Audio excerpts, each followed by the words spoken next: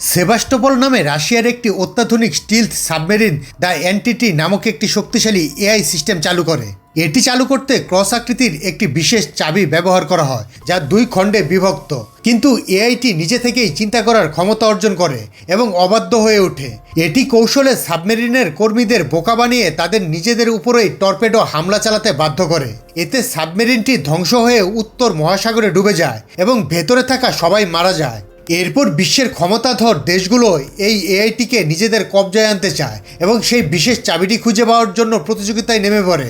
IMF agent ether hunt আরব মরুভূমির এক নির্জন এলাকায় গিয়ে সাবেক ব্রিটিশ এজেন্ট ইলশা ফাউন্ডসের কাছ থেকে চাবির এক অংশ উদ্ধার করেন। ইলশাকে বিপদমুক্ত করতে ইথান সবার সামনে তার মৃত্যুর নাটক সাজান। এরপর ইথান ওয়াশিংটন ডিসিতে গোয়েন্দা কর্মকর্তাদের একটি গোপন সভায় ছদ্মবেশে ঢুকে পড়েন।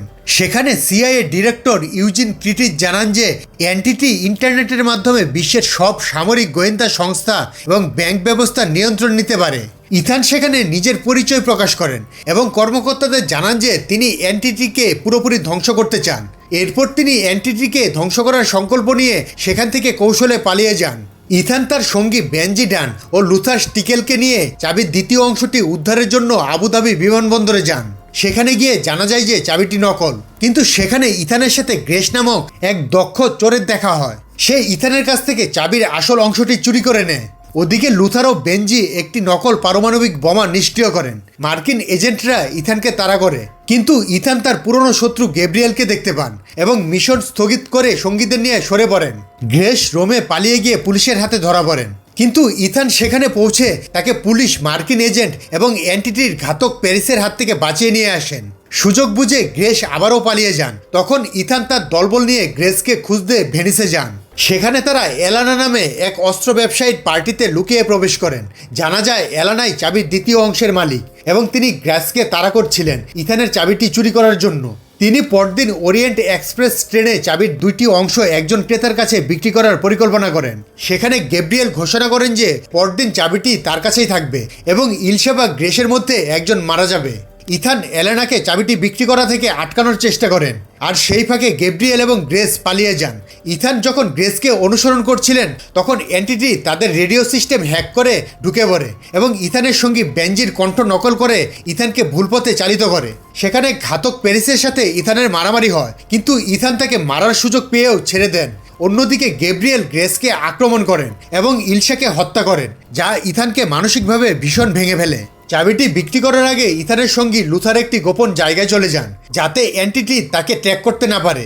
যাওয়ার আগে তিনি ইথানকে বলেন এনটিটি সম্পর্কে জানার জন্য গ্যাব্রিয়েলকে যেন না মেরে জীবিত ধরা হয়। ওদিকে ট্রেনের ভেতরে গ্যাব্রিয়েল ডেডলিঙ্গারের সাথে সাক্ষাৎ করেন। ডেডলিঙ্গার জানান যে এনটিটি আসলে মার্কিন যুক্তরাষ্ট্রের তৈরি একটি উন্নত সাইবার অস্ত্র ছিল এবং এটি ধ্বংস বা নিয়ন্ত্রণ করার গোপন কোড সেই ডুবে যাওয়া সেভাস্টোপল সাবমেরিনের ভেতরে রয়েছে। যেহেতু এই গোপন কথাটি আর কেউ জানেন না, তাই গ্যাব্রিয়েল ডেনলিঙ্গারকে মেরে ফেললেন এবং প্যারিসকেও হত্যার চেষ্টা করলেন। এলানার ছদ্মবেশে গ্রেস ক্রিটিজের কাছে চাবিটি নিয়ে আসেন এবং নিজের নিরাপত্তার বিনিময়ে $100 মিলিয়ন চুক্তি করেন, কিন্তু শেষ মুহূর্তে লেনদেন বাতিল করে তিনি ক্রিটিজের পকেট থেকে চাবিটি হাতিয়ে নেন।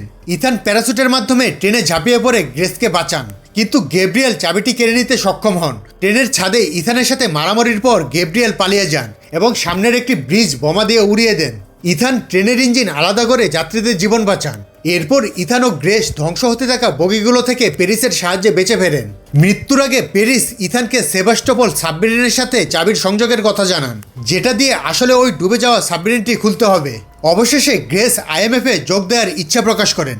ওদিকে ইথান চাবিটি নিয়ে প্যারাগ্লাইডারের মাধ্যমে ধ্বংসাবশেষ থেকে পালিয়ে যান, যা তিনি লড়াইয়ের সময় গ্যাব্রিয়েলের পকেট থেকে কৌশলে সরিয়ে নিয়েছিলেন। এরপর ইথান তার সঙ্গী বেনজির সাথে দেখা করেন। তারা আবার সেভাস্টোপল খুঁজে বের করে এনটিটিকে ধ্বংস করার নতুন মিশনে যাত্রা শুরু করেন।